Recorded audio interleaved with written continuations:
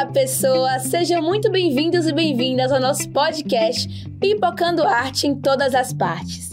Hoje estamos aqui diretamente da nossa escola SESI Djalma Pessoa, carinhosamente chamada de SESI Piatã. E é muito importante lembrar que a nossa escola participa ativamente do Pipocando Artes desde seu lançamento lá em 2019, realizando várias apresentações de teatro, dança, música, talk shows, exposições, lives, altos papos, é muita coisa. Mas vamos falar a verdade, né, gente? Fazer arte é muito bom. E já esquecendo de me apresentar. Meu nome é Maria Luísa, eu sou estudante do 3º ano aqui do SESI Piatã, faço dança e teatro e estou muito honrada de ser apresentadora de hoje, pois foi aqui, no Pipocando Artes, que tudo começou. E como a gente não faz nada sozinha, hoje temos duas convidadas especiais. Estou aqui com a dançarina, professora e arte educadora Daiane Brito. E com a minha xará, a estudante Maria Luísa. Fiquem à vontade, viu, gente? Obrigada, Malu. Muito obrigada pelo convite. E o tema do programa hoje é responsabilidade nas redes sociais. Curte, comenta e compartilha. Vocês usam muito as redes sociais? Porque eu uso. Não sei vocês, mas eu não consigo ficar muito tempo longe do celular. Sabe, tipo, quando eu tô numa aula, por exemplo, que eu fico com vontade de ver se alguém mandou alguma mensagem, se rolou alguma novidade no feed. Isso é saudável? Então, vamos lá. É muito relevante a gente poder falar sobre isso, né? Porque hoje todo mundo utiliza a rede social, né? E eu, minha gente, me respeita, tá? Que eu sou do tempo do Orkut e do MSN. Então, sim, eu utilizo redes sociais, né, no modo geral. Particularmente, eu prefiro mais o WhatsApp, por conta mesmo, né, de conversa com a família, ou grupos de trabalho, enfim. E o Instagram. Mas eu tenho muito cuidado com o conteúdo que eu consumo, eu busco filtrar as informações, que a gente sabe que é um bombardeio, né, de informações. Mas eu me caracterizo uma pessoa que usa regularmente, né? Ao longo do dia eu uso de uma forma bem saudável, bem tranquila. Bom, no meu caso, eu não sou do tempo do Orkut, mas eu utilizo bastante as redes sociais. Utilizo muito o WhatsApp, principalmente para comunicação com a minha família, porque eu passo a maior parte do tempo na rua, na escola, então minha mãe sempre tá trabalhando, meu pai sempre trabalhando, então eu preciso estar falando com eles, sempre informando onde é que eu tô. E eu utilizo muito as redes sociais também por questões de trabalho, porque eu faço trabalho com as redes sociais, fecho parcerias com algumas marcas, e aí eu estou sempre precisando utilizar as redes sociais como o Instagram, o TikTok, que são as minhas principais ferramentas de comunicação com o público. Quanto tempo, em média, mais ou menos, vocês passam nas redes sociais? Vocês têm alguma estratégia de limite de uso nessas redes? Se sim, qual é? Olha só, dependendo do dia, por exemplo, de segunda a sexta, que é quando eu estudo muito, o meu tempo nas redes sociais ele é muito mais limitado. Eu costumo usar o modo não perturbe, porque eu utilizo do celular para estudar. Então, quando vem notificações, sempre tem aquela distração. Vou dar uma olhadinha. Quando você vai ver, o tempo já passou e você não conseguiu terminar aquilo que você estava fazendo. Então, eu utilizo, essa é a minha maneira de tentar controlar o tempo, utilizando o modo não perturbe para estudar. E no TikTok tem um tempo limite. Eu boto 90 minutos por dia, de segunda a sexta. Não, sábado e domingo é mais tranquilo para mim. Porém, eu costumo utilizar as redes sociais 1 hora por dia, assim, todas por aí. Juntas? Juntas por aí. Parabéns. Eu tenho que me esforçar muito para isso. E assim, eu vi isso de uma jovem, uau, né? Porque a gente sabe que hoje em dia os jovens, principalmente os adolescentes, estão muito imersos, né, na questão das redes. Hoje eu estava dando uma olhada no meu histórico do Instagram, e apareceu lá que diariamente eu tenho consumido 1h52. E aí eu fico pensando, será que é muito, será que é pouco? Depois desse depoimento dela é muito, né? Obviamente. Mas assim, pensando assim na minha rotina, né? Que eu venho pro trabalho, eu tô no processo de sala de aula, tô no processo de planejamento. Então, muitas vezes eu não tenho como pegar o celular. Porém, muitas vezes as ferramentas que eu utilizo em algumas aulas ou em algum planejamento está no celular. E aí você pega o celular, sobe a tal da notificação que não está no modo perturbe e você Minha mãe toma conta do meu bebê, então sobe a notificação de minha mãe, eu já quero ver para responder. Então, tudo isso vai aumentando, né, esse consumo das redes sociais. Mas eu tenho como estratégia, não uso o modo perturbe, mas eu coloco sempre num local mais distante.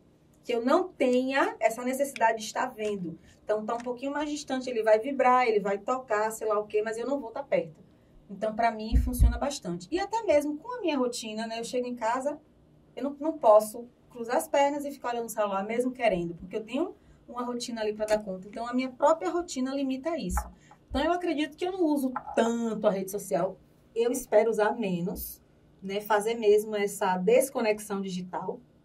Eu tenho buscado esse exercício, não é fácil, mas estou nesse processo, já estou diminuindo muito, e isso é muito importante. Até porque, na pandemia, né, a gente ficou muito conectado, a gente ficou muito ligado às redes sociais. E eu já tinha um perfil no Instagram, onde eu falava sobre uma vida mais leve, através do yoga, meditação, todas essas coisas. E hoje em dia eu percebo a necessidade realmente de me distanciar e desacelerar. Ainda querendo me conectar com as pessoas, falar sobre o que eu acredito, né, em relação a yoga, meditação. Mas eu quero cada vez mais estar me distanciando disso, porque isso me causa uma certa ansiedade também. Isso a gente vai desenrolando aí ao longo do nosso assunto. Mas é por aí. Daí você, como educadora, acredita que as redes sociais podem prejudicar o aprendizado dos estudantes? De que forma? Absolutamente sim. O uso excessivo das telas, ele traz um dano bem significativo para o desenvolvimento cognitivo, né? Por quê? Vou trazer o exemplo de Malu, quando ela coloca o Não Perturbe, ela tem um foco. Ela tem um foco de estudar. Então, digamos que ela coloca ali a regra dela de diariamente estudar 1 hora, 2 horas por dia. Não sei quanto tempo ela destina para isso. Mas ela tem um foco. Isso se chama autorregulação. Ela dá ordem para ela e ela consegue cumprir aquela ordem. Mas a maioria dos adolescentes não conseguem fazer essa autorregulação. Então, chega uma notificação, vai dar uma olhadinha, essa olhadinha passa a ser o dia todo, a tarde toda, a noite toda. Né? E isso faz com que esse jovem, com esse estudante, fique sem atenção, sem foco. Ele quer as informações imediatistas. Então, isso faz com que a capacidade dele de concentrar, de reter o conhecimento, de processar, fique frágil. Então, eu acredito, sim, que esse uso excessivo traz danos, e muitos danos, tanto para jovens, adolescentes, quanto para crianças também. Além disso, é uma sobrecarga muito grande, assim, de informações, né? Informações que nem sempre são reais. Às vezes são informações que são fakes, que são assuntos completamente equivocados, mas, enfim, é uma sobrecarga de informação. Então, aquilo ali fica processando no jovem, seja se ele está consumindo um conteúdo para estudar ou consumindo um conteúdo para, sei lá, relaxar, dar risada. São muitas páginas, são muitas pessoas falando ao mesmo tempo. E você fica naquela pressão de querer ver, de querer ouvir, de querer saber o que está acontecendo. E isso faz com que o seu nível de foco, concentração, vá se dispersando. E isso acarreta no desempenho escolar.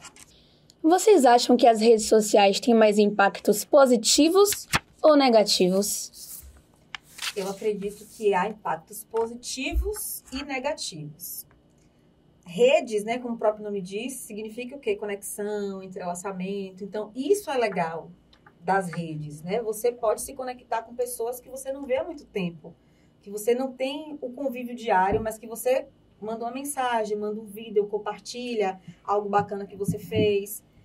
Ao mesmo tempo que distancia você de quem está próximo, né? Você está numa roda de amigos e aí, de repente, um tira o celular, o outro tira o celular. Vocês acabam conversando entre si pelo celular. Acontece muito isso. Né? Alguém manda um meme, fala de alguém que está vindo, etc e tal. Quando você vai perceber, você não está olhando nos olhos. Você não está com esse calor humano. Então, observe que ao mesmo tempo que é uma rede que conecta, que entrelaça, também segrega, também afasta, né? Também é uma rede que oprime. Eu vejo a rede social como uma vitrine, sabe? Uma vitrine onde a gente pode expor, né, os nossos dotes culinários, artísticos, o nosso empoderamento, né, o nosso lugar de fala. A gente usa a rede social para falar de alguma coisa, ou para vender, ou para empreender, para se comunicar. Mas, ao mesmo tempo que a gente tem esses benefícios, a gente esbarra no desafio de... São muitos conteúdos e isso causa uma ansiedade na gente. Causa, né? com certeza. É uma vitrine onde há uma beleza inatingível e a gente se compara muitas vezes. Sim. Tem a blogueira... Tem a influencer com aquela rotina perfeita, que ela tem a garrafa Stanley, ela vai pro beach tênis, ela treina crossfit, treina academia. Ou seja, eu tô assim usando um estereótipo, mas a gente começa a se comparar. Sim, Né? Teve até um meme que eu vi certeza. outros dias, que em 2024, todo mundo joga beach tênis, todo mundo tem a garrafa Stanley, todo mundo isso, todo mundo aquilo. Eu tô vivendo, eu tô fazendo o que da vida, que eu não tô nisso aí? Então, você começa a se comparar e aí recai sobre o lado negativo. Né? As redes sociais, a gente tem que estar o tempo todo ponderando. O que é legal, eu me aproximo, me conecto, mas ao mesmo tempo eu estou me comparando, tem muita enxurrada de informações, tem muita coisa que é meio duvidoso. Mas eu acredito também que há os dois pontos, positivos e negativos. Malu, as redes sociais influenciam sua opinião sobre tendências, eventos atuais? De que forma? Com certeza. Com certeza. Eu utilizo muito das redes sociais para saber realmente, de fato, o que está acontecendo no mundo, né? Como, assim, eu desenvolvo com mais 2 colegas um trabalho de iniciação científica sobre moda. Então, é de extrema importância. Muito obrigada. É de extrema importância eu estar prestando atenção nas tendências, principalmente as tendências de moda. E é pelas redes sociais que eu costumo ter esse acesso, porque na televisão isso dificilmente eu tenho acesso a isso. Não é muito exposto, não é muito falado sobre isso. Então, é nas redes sociais. Vai ter páginas de Instagram, eu vou ter que acompanhar revistas digitais, eu vou ter que ler muitos editais na internet para poder eu sempre estar a par do assunto e continuar escrevendo o artigo no qual eu estou trabalhando. Então, eu preciso realmente estar, querendo ou não, é a ferramenta, como o Dai falou, de conexão com as outras pessoas. Esse é o lado positivo. E não só em relação à moda, mas os eventos atuais. Seguindo várias páginas, por exemplo, a BBC News, que traz muitas informações de fora do país. Sempre está se atualizando não só do que acontece dentro do nosso mundo aqui, do Brasil, mas sim de outros países, no âmbito político, internacional. Eu acho isso muito interessante. Sim. Daiane, você acredita que as redes sociais podem afetar de alguma forma a saúde mental das pessoas? Completamente. Eu até trouxe na fala anterior, citei, né, alguns aspectos de adoecimento psíquico por conta do uso excessivo das redes, e eu saliento. Baixa autoestima e autopercepção é o que vem, assim, para mim, como uma coisa bem gritante, né? Essa coisa de você se comparar acaba te adoecendo. A gente não percebe isso, mas a gente acaba adoecendo. Por exemplo, eu tenho meu cabelo crespo, né? Eu faço ele definidinho, né? E aí tem influenciadoras, tem blogueiras que trazem ali dicas de beleza, por exemplo. Existem diversas texturas de cabelo, vocês sabem que todas nós somos crespas, cacheadas. Sim. E a maneira como eles vendem, como eles fazem, faz com que a gente acredite que o cabelo tem que ser X, que o cabelo tem que ser Y, e você olha para o seu e você não se percebe ali. Ou seja, isso acaba trazendo uma baixa autoestima, né? Para quem não consegue filtrar isso. Eu não vou colocar de um modo geral. Mas muita gente adoece nesse sentido. Fica com baixa autoestima por estar se comparando. Poxa, Malu tem um cabelo lindo. Pô. A gente está o tempo todo nessa questão. Tem uma questão também, um dado importante, que essa questão de baixa autoestima e essa validação, essa busca por atenção o tempo todo, acontece muito com mulheres jovens solteiras. Então, não sei se vocês sabiam disso, mas acontece... Pela validação? Não sabia disso. A baixa autoestima acontece muitas vezes em um número maior entre jovens mulheres solteiras. Justamente porque ela se compara ao ver, por exemplo, que você tem um namorado, uma namorada e ela não. Que você então, vivendo pela validação de uma outra pessoa. Então, ela se compara. Poxa, fulana namora, fulana conseguiu e eu não. Por quê? Então, ela já começa tem uma visão, assim, enviesada sobre a autopercepção dela. Ela não se acha autossuficiente, porque ela está se comparando com alguém. Sim. Então, essa questão da baixa autoestima gera um adoecimento psíquico. E aí também o boom, que eu já tinha dito e volto a falar, a ansiedade. Porque a necessidade de você estar o tempo todo conectado, de você saber o que atualizou, saber quem tá X, quem tá Y, quem tá fazendo isso, quem não tá fazendo isso, gera uma ansiedade de você querer ver, de você querer rolar a tela do feed. Às vezes você nem tem internet, sei lá, aí você bota lá no Instagram, tô sem internet. Então, é uma necessidade incansável de estar atualizando o status, né? Ainda que você não poste nada, mas você quer saber do outro. Você quer saber o que o outro colocou. E aí gera essa ansiedade. Junto com a ansiedade, vem o quê? Insônia. Dificuldade para dormir. Porque você não desacelera, você não relaxa. Então, observe, a gente poderia fazer um videocast só de adoecimentos psíquicos, né? Por conta do uso excessivo das redes. E aí vem isolamento. Muita gente, de tanto usar a rede social, foi o que ela trouxe, acaba não tendo mais essa coragem, né? Essa vontade de interagir com pessoas, e aí vive naquele mundinho, se isola mesmo, vive no mundo virtual, seja conversando, seja jogando, seja o que for, ela se isola, né? Tem a questão do isolamento, que acaba também trazendo adoecimento, e aí no próprio espetáculo que nós apresentamos, no Dia da Família, essa reflexão, né, de você querer likes, de você querer ser aceito, você postou uma foto, ninguém comentou, isso ansiedade, o aperto no peito. Né? E pode acarretar inúmeras outras que a gente poderia ficar aqui falando. Mas o que eu destaco, assim, para mim, como gritante nesse momento, é baixa autoestima, ansiedade, depressão, isolamento social. Obrigada, gente, pela presença de vocês, por terem compartilhado tantas experiências, pelo papo, pela energia maravilhosa de vocês. A gente vai ficando por aqui. Como eu disse, a gente não faz nada sozinha. Fazer arte é muito bom e refletir sobre ela é melhor ainda. Esse foi o nosso podcast Pipocando Arte em Todas as Partes. Contou com a participação de Daiane Brito, Maria Luísa Cruz e a apresentação de Maria Luísa Xavier.